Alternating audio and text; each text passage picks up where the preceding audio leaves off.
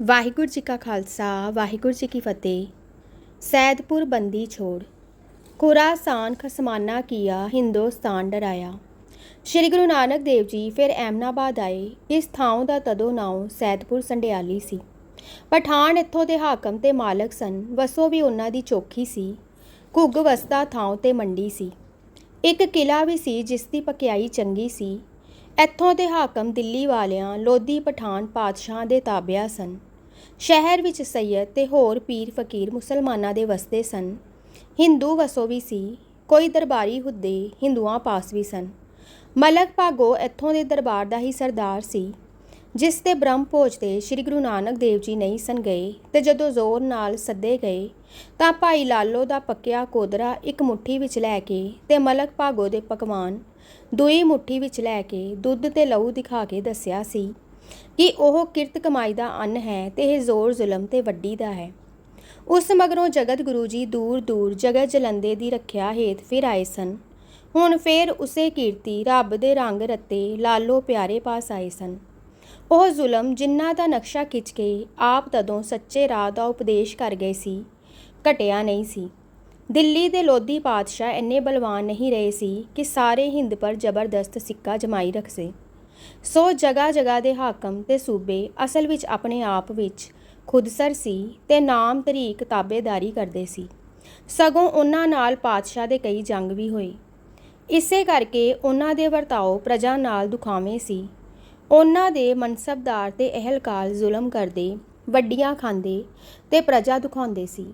ਇਹੋ ਹਾਲਤ ਸੀ ਕਿ ਜਿਸ ਪਰ ਹਿੰਦ ਵਿੱਚ ਘਰ ਘਰ ਰੋਣਾ ਤੇ ਚਰਚਾ ਸੀ ਤੇ ਇਹੋ ਹਾਲਤ ਸੀ ਕਿ ਜੋ ਲਾਗੇ ਦੇ ਪੱਛਮੀ ਦੇਸ਼ਾਂ ਨੂੰ ਪਤਾ ਲੱਗ ਰਿਹਾ ਸੀ ਤੇ ਦੇਸ਼ ਦੇ ਕਈ ਲੋਕ ਗਰੀਬ ਅਮੀਰ ਸੱਤ ਕੇ ਹੋਰਨਾਂ ਪਾਤਸ਼ਾਹਾਂ ਪਾਸ ਫਰਿਆਦਾਂ ਕਰ ਰਹੇ ਸਨ।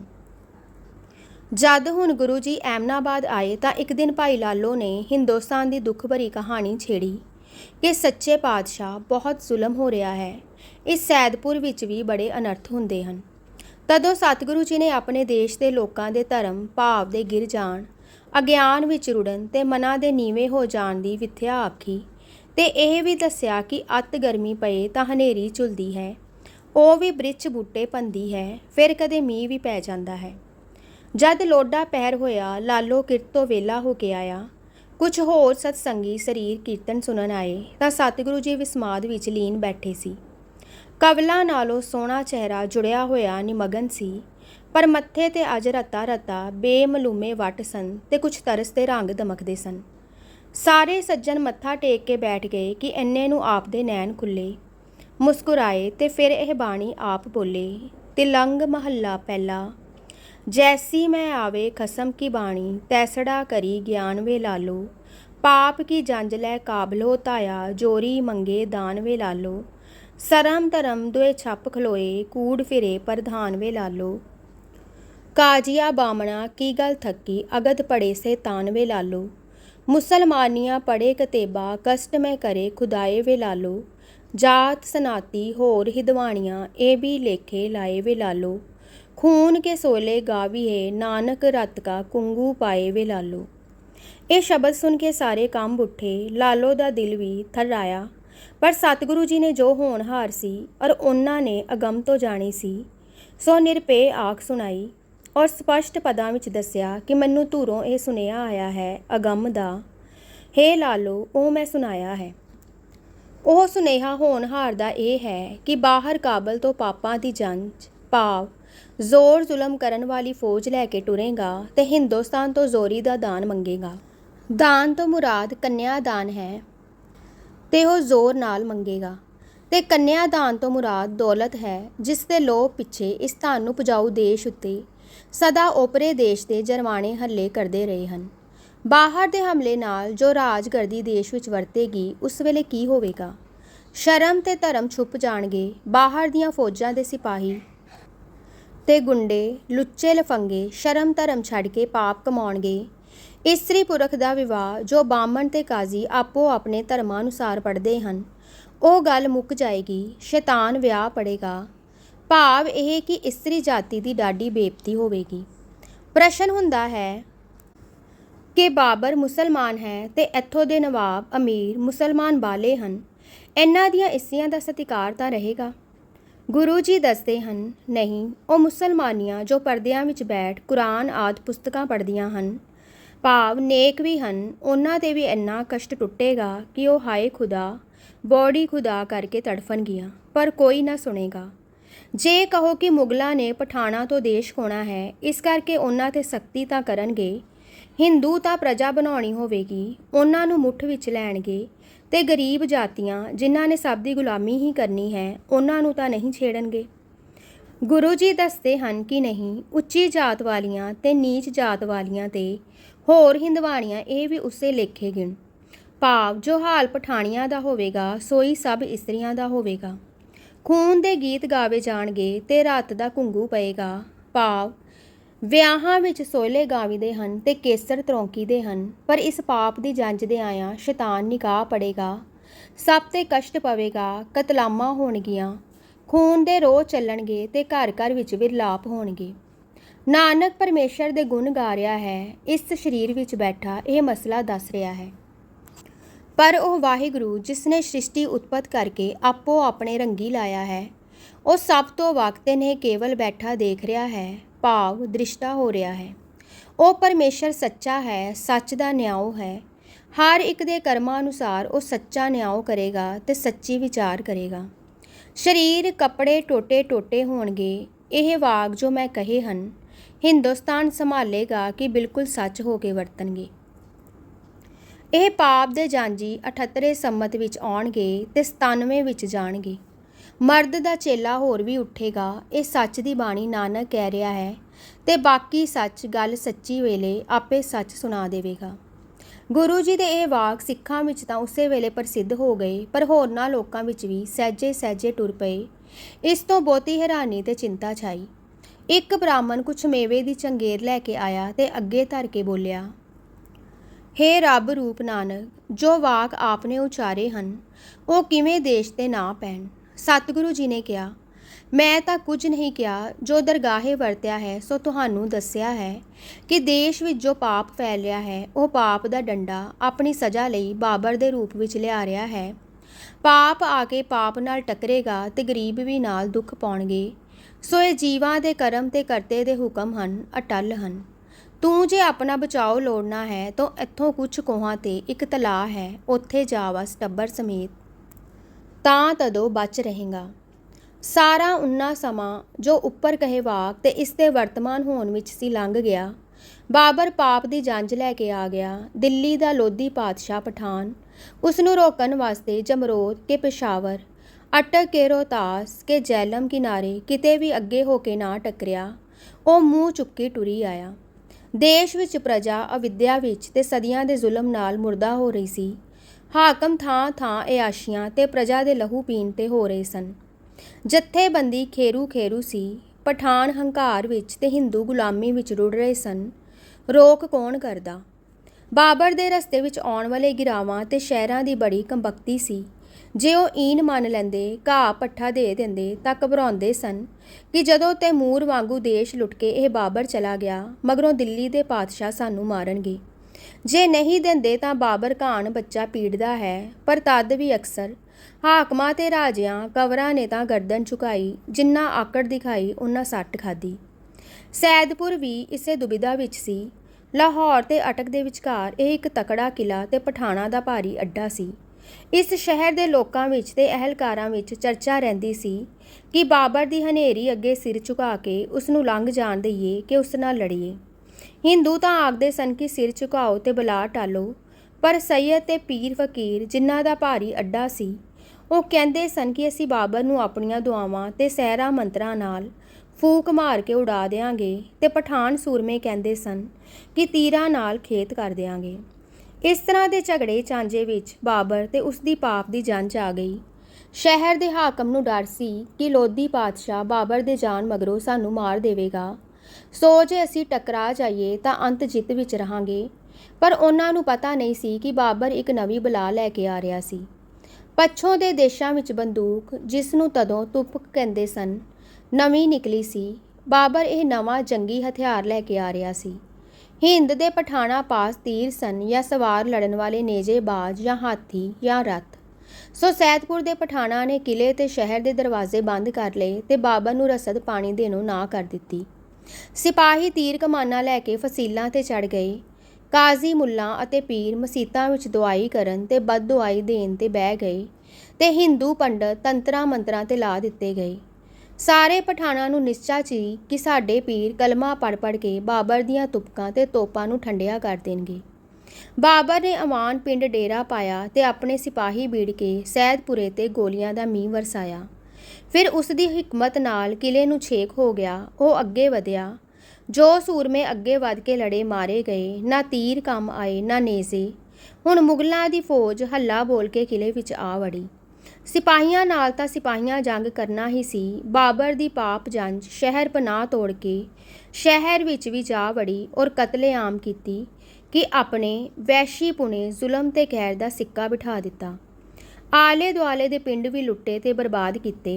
ਹਿੰਦੂ ਤੇ ਪਠਾਨ, ਮੁਸਲਮਾਨ ਨੀਚ ਊਚ ਸਾਰੇ ਇੱਕੋ ਰੱਸੇ ਮਾਰੇ।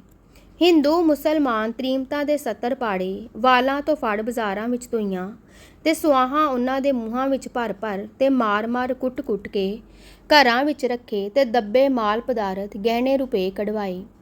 ਕਿਸੇ ਦੀ ਹੁਰਮਤ, ਕਿਸੇ ਦੀ ਪੱਤ ਅਬਰੋ ਦਾ ਬਚਾ ਨਾ ਰਿਹਾ। ਕਤਲ ਕਰਨ ਵਿੱਚ, ਮਾਰਨ ਵਿੱਚ ਨਾ ਬਾਲ, ਨਾ ਬੁੱਢਾ, ਨਾ ਤ੍ਰਿਮਤ, ਕਿਸੇ ਤੇ ਤਰਸ ਨਾ ਖਾਧਾ ਗਿਆ। ਅਮੀਰ ਤੇ ਕੰਵਰ, ਨਵਾਬਜ਼ਾਦੇ ਤੇ ਰਈ ਸਭ ਰੁਲਾਏ ਗਏ। ਮੁਸਲਮਾਨਾਂ ਦਾ ਦੀਨੀ ਲਿਹਾਜ਼ ਵੀ ਕੱਖ ਨਾ ਹੋਇਆ। ਕੋਈ ਭੋਰਿਆਂ ਵਿੱਚ, ਕੋਈ ਤੂੜੀਆਂ ਦੇ ਕੋਠਿਆਂ ਤੇ ਮੁਸਲਾਂ ਵਿੱਚ ਟਾਵੇਂ ਬਚੇ ਹੋਣ ਤਾਂ ਬਚੇ ਹੋਣ। ਹੁਣ ਬਾਬਰ ਦੇ ਪਾਪ ਜਾਂਜੀਆਂ ਨੇ ਰੋਟੀ ਪੱਠੇ ਘਾਹ ਦੀ ਥਾਂ ਲੱਖਾਂ ਹਜ਼ਾਰਾਂ ਦੇ ਗਹਿਣੇ, ਜਵਾਹਰ, ਕੱਪੜੇ, ਚਾਂਦੀ, ਸੋਨੇ ਉਡਾਏ ਤੇ ਤ੍ਰੀਮਤਾਂ ਨੂੰ ਬਣ ਕੇ ਲੈ ਚੱਲੇ।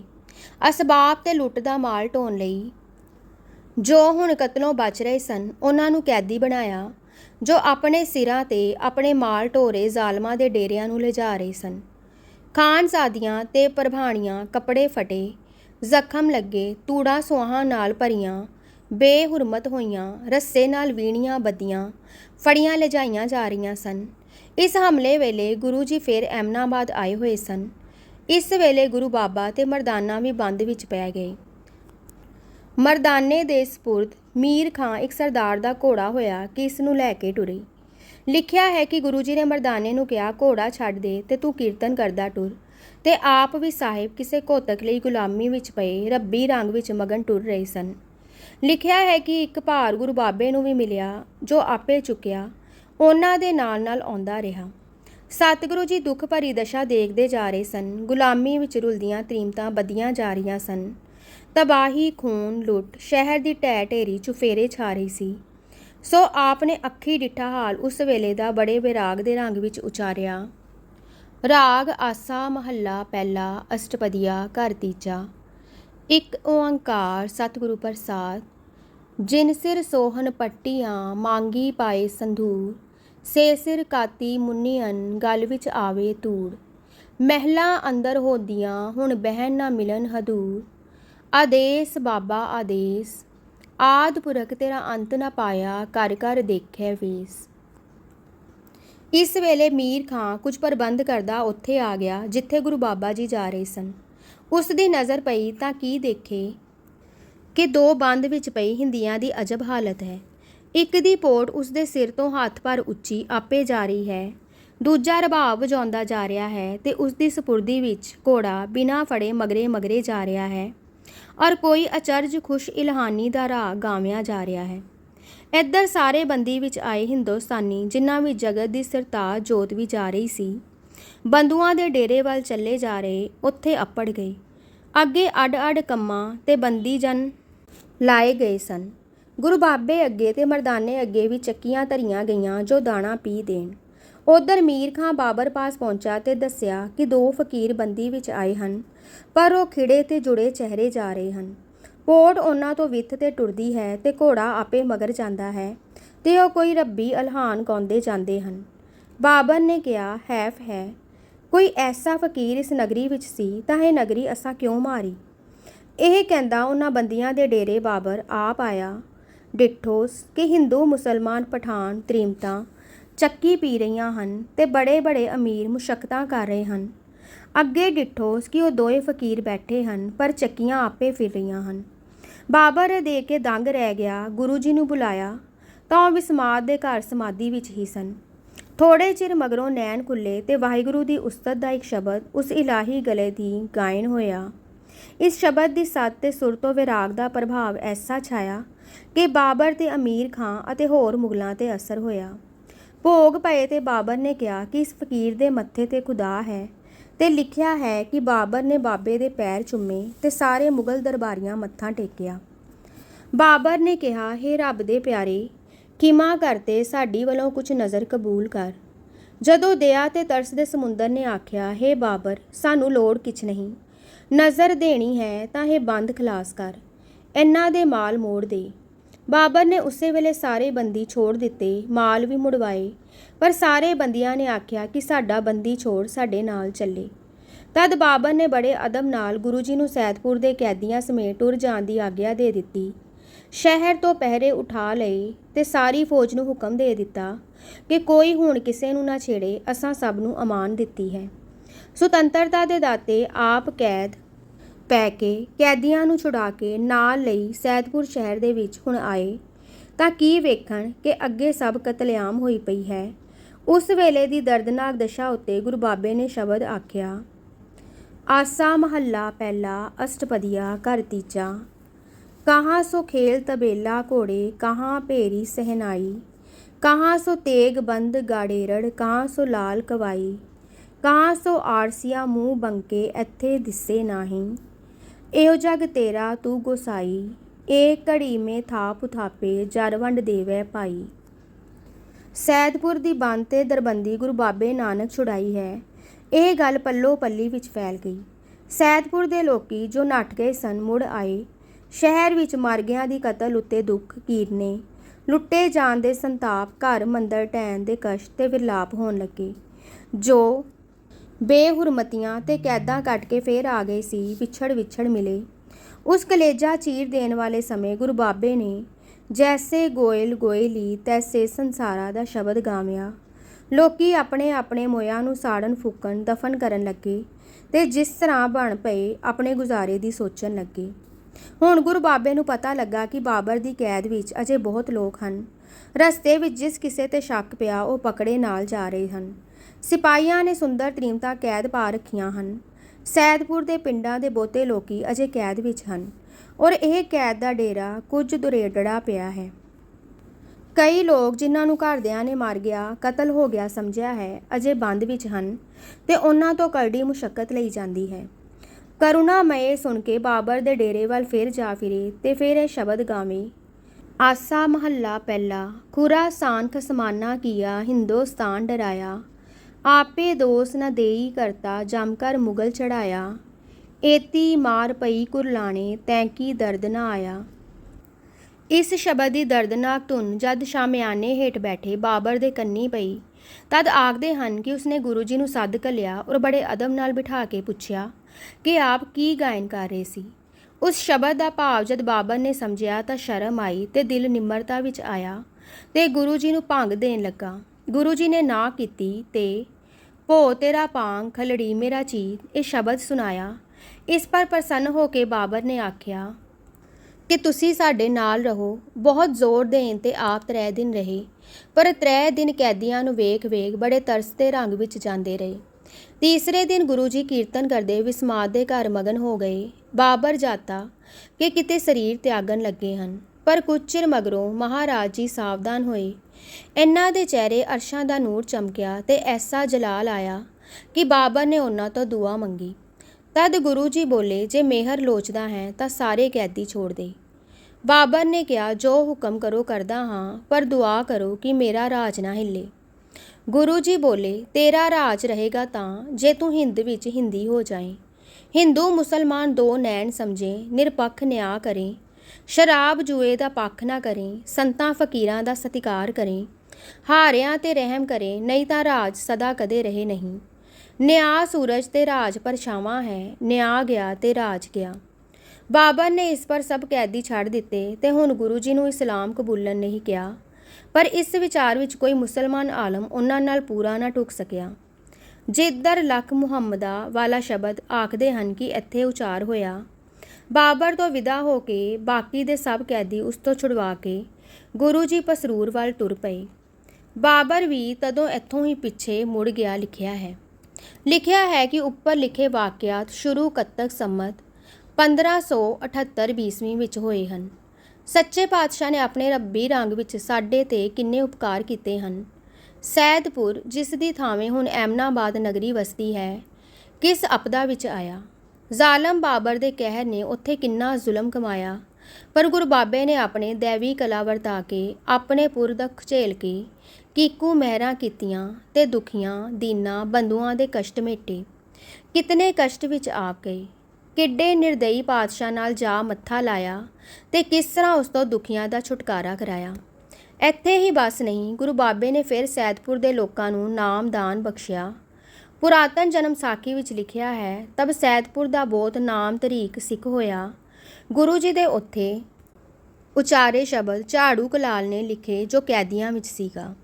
ਸਤਿਗੁਰੂ ਦੇ ਇਹ ਪਿਆਰ, ਇਹ ਮੇਰਾ ਸਾਡੇ ਆਤਮਾ ਨੂੰ ਸਤਿਗੁਰੂ ਦੇ ਜਾਤੀ ਪਿਆਰ ਵਿੱਚ ਬੰਦੇ ਹਨ, ਸਾਨੂੰ ਉਹਨਾਂ ਦੇ ਪ੍ਰੇਮ ਦੇ ਰਿਣੀ ਬਣਾਉਂਦੇ ਹਨ। ਔਰ ਇਹ ਕਿਤਨਾ ਪਿਆਰ, ਸ਼ੁਕਰਗੁਜ਼ਾਰੀ ਤੇ ਉਹਨਾਂ ਦੇ ਨਾਮ ਤੋਂ ਸਦਕੇ ਹੋਣ ਦਾ ਭਾਵ ਸਾਡੇ ਅੰਦਰ ਭਰਦਾ ਹੈ। ਭਗਤਾਂ ਨਾਲ ਗੋਸ਼ਟ। ਧੰਨ ਸ਼੍ਰੀ ਗੁਰੂ ਨਾਨਕ ਦੇਵ ਜੀ 4-5 ਉਦਾਸੀਆਂ ਕਰਕੇ ਸਤਿਗੁਰੂ ਜੀ ਆਪ ਜਗਤ ਵਿੱਚ ਫਿਰੇ ਤੇ ਘਰੀ ਜਾ ਜਾ ਕੇ ਸਤਨਾਮ ਦਾ ਉਪਦੇਸ਼ ਦਿੱਤਾ। ਪਹਿਲੀ ਉਦਾਸੀ ਦੇ ਮਗਰੋਂ ਘਰ ਆਏ ਤੇ ਇੱਥੋਂ ਉੱਠ ਕੇ ਇੱਕ ਚੱਕਰ ਆਪਣੇ ਦੇਸ਼ ਵਿੱਚ ਲਾਇਆ ਹੈ ਤੇ ਜਗ੍ਹਾ ਜਗ੍ਹਾ ਦੇ ਫਕੀਰਾਂ, ਸੰਤਾਂ ਤੇ ਵਲੀਆਂ ਨੂੰ ਉਹਨਾਂ ਦੀਆਂ ਉਕਾਈਆਂ ਕੱਢ ਕੇ ਰਸਤੇ ਪਾਇਆ ਹੈ। ਦੇਸ਼ ਦਾ ਚੱਕਰ ਲਾ ਕੇ ਫਿਰ ਘਰ ਆਏ ਤੇ ਕਈ ਦਿਨ ਘਰ ਰਹੇ। ਫਿਰ ਘਰੋਂ ਉੱਠ ਕੇ ਕਰਤਾਰਪੁਰ ਬੱਦਾ ਤੇ ਕੁਝ ਕਾਲ ਟਿਕੇ। ਫਿਰ ਦੂਜੀ ਉਦਾਸੀ ਸੰਗਲਾਦੀਪ ਦੱਖਣ ਦੀ ਹੋਈ ਹੈ ਤੇ ਤੀਸਰੀ ਉਦਾਸੀ ਉੱਤਰਾਖੰਡ ਦੀ। ਜਦੋਂ ਉਦਾਸੀ ਤੋਂ ਵਾਪਸ ਆਉਂਦੇ ਤਾਂ ਕਰਤਾਰਪੁਰ ਟਿਕਦੇ ਸੀ।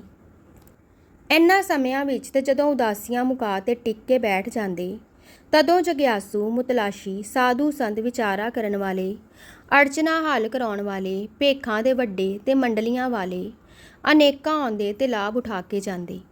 ਇੱਕ ਮੰਡਲੀ ਭਗਤਾਂ ਦੀ ਜੋ ਠਾਕਰਾਂ ਦੇ ਉਪਾਸਕ ਸੀ, ਮਿਲਣ ਵਾਸਤੇ ਆਈ। ਇਹ ਲੋਕ ਠਾਕਰ ਦੀ ਪ੍ਰਤਿਮਾ ਬਣਾ ਕੇ ਪੂਜਦੇ ਤੇ ਤਰ੍ਹਾਂ ਤਰ੍ਹਾਂ ਦੇ ਉਹਨਾਂ ਅੱਗੇ ਰਾਗ ਰੰਗ ਤੇ ਨਾਚ ਕਰਦੇ ਤੇ ਅਨੇਕ ਤਰ੍ਹਾਂ ਦੀਆਂ ਰਸਮਾਂ ਤੇ ਹੋਰ ਗੱਲਾਂ ਵਿੱਚ ਲੱਗ ਕੇ ਭਗਤੀ ਕਰਦੇ ਸਨ। ਇਹ ਮੰਡਲੀ ਜੋ ਆਈ ਕੁਝ ਕੁ ਸ਼ੌਂਕ ਵਾਲੀ ਸੀ ਤੇ ਕੁਝ ਗੱਲਾਂ ਦੇ ਨਿਰਣੇ ਦੀ ਲੋੜ ਰੱਖਦੀ ਸੀ। ਸ਼੍ਰੀ ਗੁਰੂ ਜੀ ਪਾਸ ਆ ਕੇ ਕੁਝ ਦਿਨ ਟਿਕੇ ਰਹੇ ਤੇ ਆਪਣੇ ਰਾਹੇ ਟੁਰਦੇ ਰਹੇ। ਇਹਨਾਂ ਦਾ ਖਿਆਲ ਸੀ ਕਿ ਗੁਰੂ ਨਾਨਕ ਵੀ ਉਹਨਾਂ ਵਾਂਗੂ ਸਾਕਾਰ ਮੂਰਤੀ ਰਚ ਕੇ ਉਸ ਦੀ ਉਪਾਸਨਾ ਕਰਦਾ ਹੈ, ਪਰ ਡਿੱਠੋ ਕਿ ਗੁਰੂ ਨਾਨਕ ਤਾਂ ਨਿਰੰਕਾਰ ਦਾ ਉਪਾਸਕ ਹੈ। ਫਿਰ ਡਿੱਠੋ ਨੇ ਕਿ ਪਰਮ ਅਤੀਤ ਹੈ ਔਰ ਪਰਮ ਪ੍ਰਸੰਨ ਹੈ, ਤਾਂ ਅਚਰਜ ਹੋਏ ਕਿ ਰੂਪ ਰੇਖ ਤੋਂ ਨਿਆਰੇ ਦੀ ਭਗਤੀ ਕਿੱਕੋ ਸਿਰੇ ਚਾੜੀ ਨੇ ਤੇ ਦਿਸਦਾ ਹੈ ਕਿ ਪੂਰਨ ਪੁਰਖ ਹੈ, ਤਾਂ ਤੇ ਸ਼ੰਕਾ ਨਿਵਰਤ ਕਰਨੀਆਂ ਚਾਹੀਏ। ਸੋ ਆ ਕੇ ਪਾਸ ਬੈਠੇ ਤੇ ਪੁੱਛਣ ਲੱਗੇ, ਹੇ ਸਾਈਂ ਦੇ ਭਗਤ ਰਿਖੀ ਜੀ, ਇਹ ਜੀਵ ਜੋ ਕੁਝ ਕਰਦਾ ਹੈ ਪਾਪ ਕੇ ਪੁੰਨ ਆਪੂ ਕਰਦਾ ਹੈ ਕਿ ਕੋਈ ਹੋਰ ਕਰਾਉਂਦਾ ਹੈ? ਇਸ ਦਾ ਪ੍ਰੇਰਕ ਕੌਣ ਹੈ? ਇਹ ਪ੍ਰਤੱਖ ਹੈ ਕਿ ਮਾਇਆ ਦੇ ਮਗਰ ਲੱਗੇ ਰਹੀਦਾ ਹੈ, ਚਾਹੋ ਪ੍ਰੇਰਕ ਕੋਈ ਹੋਵੇ। ਇਸ ਅਤ੍ਰਿਪਤ ਨੂੰ ਕਿਵੇਂ ਤ੍ਰਿਪਤੀ ਆਵੇ? ਫਿਰ ਇੱਕ ਜਿਉਂਦਿਆਂ ਅਤ੍ਰਿਪਤ ਰਹਿਣ ਵਾਲਾ ਮਰ ਕੇ ਵੀ ਭਟਕਦਾ ਹੈ, ਇਸ ਦੀ ਮੁਕਤੀ ਇਸ ਭਟਕਣਾ ਤੋਂ ਕਿਵੇਂ ਹੋਵੇ? ਸ਼੍ਰੀ ਗੁਰੂ ਜੀ, ਦੇਖੋ ਭਾਈ ਭਗਤ ਜਨੋ, ਧਨ ਦੌਲਤ ਇਸਤਰੀ ਆਦਿ ਦੇਖ ਕੇ, ਤਨ ਦੀ ਸੁੰਦਰਤਾ ਤੇ ਬਲਕਾਰ ਤੱਕ ਕੇ ਜੀਵ ਦੇ ਅੰਦਰ ਅਭਿਮਾਨ ਹੁੰਦਾ ਹੈ। ਅਭਿਮਾਨ ਦੇ ਦੋ ਰੂਪ ਹਨ, ਜੋ ਸ਼ੈ ਪ੍ਰਾਪਤ ਹੈ ਉਸ ਦਾ ਮਾਨ ਅਤੇ ਨਾਲ ਹੀ ਇਹ ਇੱਛਾ ਕਿ ਇਹ ਬਣੇ ਰਹਿਣ, ਤੇ ਜਿਨ੍ਹਾਂ ਨੂੰ ਇਹ ਪ੍ਰਾਪਤ ਨਹੀਂ ਉਹਨਾਂ ਨੂੰ ਅੰਦਰ ਤੋਟਾ ਅਤੇ ਨਾਲ ਇਹ ਇੱਛਾ ਕਿ ਕਿਵੇਂ ਇਹ ਪ੍ਰਾਪਤ ਹੋਣ। ਇਹ ਇੱਛਾ ਇਸ ਸਰੀਰ ਵਿੱਚ ਬੈਠੇ ਮਨ ਨੂੰ ਹੁੰਦੀ ਹੈ। ਮਨ ਦਾ ਮੂਲ ਹੈ ਹਉਮੈ। ਮਨ ਦੇਖਦਾ ਹੈ ਤੇ ਲੁਭਿਤ ਹੁੰਦਾ ਹੈ। ਮਨ ਵਿੱਚ ਇੱਛਾ ਉਪਜਦੀ ਹੈ, ਮਾਨੋ ਮਨ ਇੱਛਾ ਨੂੰ ਪ੍ਰਾਪਤੀ ਵਾਸਤੇ ਆਖਦਾ ਹੈ। ਕਿਵੇਂ ਆਖਦਾ ਹੈ? ਪਾਪ ਤੇ ਪੁੰਨ ਦੋ ਬੋਲੀਆਂ ਵਿੱਚ ਕਿਵੇਂ ਲੈ ਲਾਂ, ਇਹ ਤਾਂ ਹੁੰਦੀ ਹੈ ਇੱਛਾ। ਪਾਪ ਨਾਲ ਲੈ ਕਿ ਪੁੰਨ ਨਾਲ ਲੈ, ਇਹ ਮਨ ਇੱਛਾ ਨੂੰ ਰਾਹ ਦੱਸਦਾ ਹੈ। ਕੋਈ ਮਨ ਪਾਪ ਦਾ ਰਸਤਾ ਦੱਸਦਾ ਹੈ, ਮਾਰ ਕੁੱਟ, ਛਲ ਦਗਾ ਕਰ ਤੇ ਲੈ ਲੈ। ਕੋਈ ਮਨ ਪੁੰਨ ਦਾ ਰਸਤਾ ਦੱਸਦਾ ਹੈ ਕਿ ਕਿਰਤ ਕਰ, ਪੁੰਨ ਦਾਨ ਕਰ, ਜੋ ਇਹ ਚੀਜ਼ਾਂ ਸ਼ੁਭ ਕਰਮਾਂ ਦੇ ਬਦਲੇ ਪ੍ਰਾਪਤ ਹੋਣ। ਸੋ ਪਾਪ ਪੁੰਨ ਦੀ ਪ੍ਰੇਰਕ ਇੱਛਾ ਹੈ ਤੇ ਇੱਛਾ ਦਾ ਮੂਲ ਹੈ ਹਉ। ਇਸ ਹਉ ਮੂਲਕ ਇੱਛਾ ਨੂੰ ਤਨ, ਧਨ, ਇਸਤਰੀ ਆਦਿਕ ਪਦਾਰਥ ਪਾਪ ਪੁੰਨ ਵਿੱਚ ਅਮਲੀ ਤੌਰ ਤੇ ਲਾ ਲੈਂਦੇ ਹਨ। ਜਿਉਂ-ਜਿਉਂ ਪਾਪ ਪੁੰਨ ਦੇ ਕਰਮਾਂ ਵਿੱਚ ਜੀਵ ਲੱਗਦਾ ਹੈ ਤੇ ਪ੍ਰਾਪਤੀ ਅਪ੍ਰਾਪਤੀ ਦੇ ਸਮੇਂ ਆਉਂਦੇ ਹਨ, ਤਾਂ ਪ੍ਰਾਪਤੀ ਹੋਣ ਤੇ ਮਦ ਚੜ੍ਹਦਾ ਹੈ ਤੇ ਹੋਰ ਲੈਣ ਦਾ ਭਾਵ ਵੱਧਦਾ ਹੈ। ਲੈ ਕੇ ਵੀ ਤ੍ਰਿਪਤੀ ਨਹੀਂ ਆਉਂਦੀ ਅਤੇ ਅਪ੍ਰਾਪਤੀਆਂ ਦੇ ਸਮੇਂ ਟੋਟ ਪੈਂਦੀ ਤੇ ਹੋਰ ਲੈਣ ਦੀ ਇੱਛਾ ਤਿੱਖੀ ਹੁੰਦੀ ਹੈ। ਸੋ ਵੀ ਅਤ੍ਰਿਪਤੀ ਦਾ ਵਾਧਾ ਕਰਦੀ ਹੈ। ਇਉਂ ਪ੍ਰਾਪਤ ਹੋਣਹਾਰ ਪਦਾਰਥਾਂ ਤੋਂ, ਜਾਂ ਇਉਂ ਕਹੋ ਕਿ ਮਾਇਆ ਤੋਂ ਮਦ ਚੜ੍ਹਦਾ ਉਤਰਦਾ ਅਤ੍ਰਿਪਤੀ ਵਿੱਚ ਰੱਖਦਾ ਹੈ। ਉਹ ਹਉਮੈ ਇੱਛਾ ਬਣ ਕੇ ਤੇ ਅਮਲੀ ਤੌਰ ਤੇ ਪ੍ਰਾਪਤੀ ਲਈ ਕੀਤੇ ਕਰਮ ਜੀਵ ਨੂੰ ਇਸੇ ਗੇੜ ਵਿੱਚ ਬੰਨ੍ਹ ਦਿੰਦੇ ਹਨ। ਫਿਰ ਦੁੱਖ ਸੁੱਖ ਦਾ ਗੇੜ ਬੰਨ੍ਹ ਦਿੰਦੇ ਹਨ ਅਤੇ ਜਨਮ ਮਰਨ ਦਾ ਗੇੜ ਬੰਨ੍ਹ ਦਿੰਦੇ ਹਨ। ਇਹਨਾਂ ਗੇੜਾਂ ਤੋਂ ਮੁਕਤੀ ਕਹੋ ਜਾਂ ਛੁਟਕਾਰਾ ਕਹੋ ਨਹੀਂ ਲੱਭਦਾ। ਜੀਵ ਅਤ੍ਰਿਪਤ ਤੇ ਬੱਧਾ ਹੋਇਆ ਅਮੁਕਤ ਹਾਲ ਵਿੱਚ ਰਹਿੰਦਾ ਹੈ। ਇਸ ਅਤ੍ਰਿਪਤੀ ਤੇ ਅਮੁਕਤੀ ਦਾ ਦਾਰੂ ਹੈ ਨਿਰੰਕਾਰ ਦਾ ਨਾਮ। ਉਸ ਸਦਾ ਥਿਰ ਸੱਚੇ ਕਰਤਾਰ ਦਾ ਮਨ ਨੂੰ ਪਿਆਰੇ ਲੱਗ ਜਾਣਾ ਤੇ ਪਿਆਰੇ ਲੱਗਦੇ ਰਹਿਣਾ, ਇਹ ਹੈ ਉਸ ਦੇ ਨਾਮ ਆਰਾਧਨ ਦਾ ਫਲ। ਅਰਥਾਤ ਨਿਰੰਕਾਰ ਦੇ ਨਾਮ ਸਿਮਰਨ ਨਾਲ ਉਸ ਦਾ ਪਿਆਰ ਅੰਦਰ ਪੁੜ ਜਾਂਦਾ ਹੈ। ਉਹ ਸਦਾ ਥਿਰ ਹੈ, ਸੋ ਇਉਂ ਉਹ ਨਾਲ ਰਹਿੰਦਾ ਹੈ ਸਦਾ। ਜਿਨ੍ਹਾਂ ਪਦਾਰਥਾਂ ਵਿੱਚ ਖਚਿਤ ਹੋਈਦਾ ਹੈ ਉਹ ਨਾਲ ਨਹੀਂ ਜਾਂਦੇ। ਜਦ ਸਰੀਰ ਨਾਲ ਨਹੀਂ ਜਾਂਦਾ ਤਦ ਪਦਾਰਥਾਂ ਨੇ ਕੀ ਜਾਣਾ ਹੋਇਆ। ਜਿਨ੍ਹਾਂ ਪਦਾਰਥਾਂ ਨੂੰ ਪਾ ਕੇ ਭੋਗ ਵਿਲਾਸ ਵਿੱਚ ਰਚੀਦਾ ਹੈ ਤੇ ਰਸ ਮਾਣੀਦੇ ਹਨ ਤੇ ਮੰਨ ਲਈਦਾ ਹੈ ਕਿ ਇਹ ਖੁਸ਼ੀਆਂ ਦੇ ਦਾਤੇ ਹਨ, ਉਹ ਮਾਨਣਹਾਰ ਸਰੀਰ ਸਮੇਤ ਇੱਥੇ ਹੀ ਰਹਿ ਜਾਂਦੇ ਹਨ। ਮਰਨ ਪਿੱਛੋਂ ਇਸ ਦੇ ਧਨ ਨੂੰ ਤਾਂ ਲੋਕੀ ਸਾਂਭ ਲੈਂਦੇ ਹਨ ਤੇ ਸਰੀਰ ਜਿਸ ਵਿੱਚ ਅੰਮ੍ਰਿਤ ਮੰਨੀ ਹੋਈ ਹੁੰਦੀ ਹੈ, ਸੁਆਹ ਮਿੱਟੀ ਦੀ ਢੇਰੀ ਹੋ ਜਾਂਦਾ ਹੈ। ਮਾਨੋ ਇਸ ਦਾ ਸਾਰਾ ਪਸਾਰਾ ਹੀ ਮਿੱਟੀ ਵਿੱਚ ਰਲ ਜਾਂਦਾ ਹੈ। ਮਿੱਤਰ ਕੁਟੁੰਬ ਆਦਿ ਸਭ ਅੰਤ ਖਾਕ ਨਾਲ ਰਲ ਜਾਂਦਾ ਹੈ। ਪਰ ਇਹਨਾਂ ਪਦਾਰਥਾਂ ਦੇ ਸੰਚਨ ਵਿੱਚ ਤੇ ਇਹਨਾਂ ਤੋਂ ਪ੍ਰਾਪਤ ਕੀਤੇ ਭੋਗਾਂ ਵਿੱਚ ਜੋ ਮੈਲ ਜੀਵ ਨੂੰ ਲੱਗ ਜਾਂਦੀ ਹੈ ਉਹ ਨਹੀਂ ਉਤਰਦੀ। ਜਿਵੇਂ ਪਾਣੀ ਵਿੱਚ ਮੈਲ ਪ੍ਰਵੇਸ਼ ਕਰ ਜਾਵੇ ਤਾਂ ਜਿੱਧਰ ਜਿੱਧਰ ਵਗ ਕੇ ਪਾਣੀ ਜਾਂਦਾ ਹੈ, ਮੈਲ ਨਾਲ ਨਾਲ ਜਾਂਦੀ ਹੈ। ਇਹ ਮੈਲ ਜੀਵ ਨੂੰ ਸੁਖੀ ਨਹੀਂ ਹੋਣ ਦਿੰਦੀ। ਇਹ ਮੈਲ ਕਿਸੇ ਹੋਰ ਉਪਾਅ ਨਾਲ ਨਹੀਂ ਉਤਰਦੀ। ਇਸੇ ਉਤਰਨ ਦਾ ਕਾਰੀ ਉਪਾਅ ਸ਼ਬਦ ਦੀ ਕਮਾਈ ਹੈ। ਇਸ ਨਾਲ ਨਿਰਮਲਤਾ ਆਉਂਦੀ ਹੈ, ਕਿਉਂਕਿ ਇਸ ਨਾਲ ਜੀਵ ਪਰਮ ਪਵਿੱਤਰ ਪਰਮਾਤਮਾ ਦੇ ਸੰਗ ਵਿੱਚ ਸਦੀਵ ਕਾਲ ਵਸਣ ਲੱਗ ਜਾਂਦਾ ਹੈ। ਸਾਖੀ ਦਾ ਬਾਕੀ ਹਿੱਸਾ ਅਗਲੇ ਭਾਗ ਵਿੱਚ ਸ਼੍ਰਵਣ ਕਰੋ। ਵਾਹਿਗੁਰੂ ਜੀ ਕਾ ਖਾਲਸਾ, ਵਾਹਿਗੁਰੂ ਜੀ ਕੀ ਫਤਿਹ।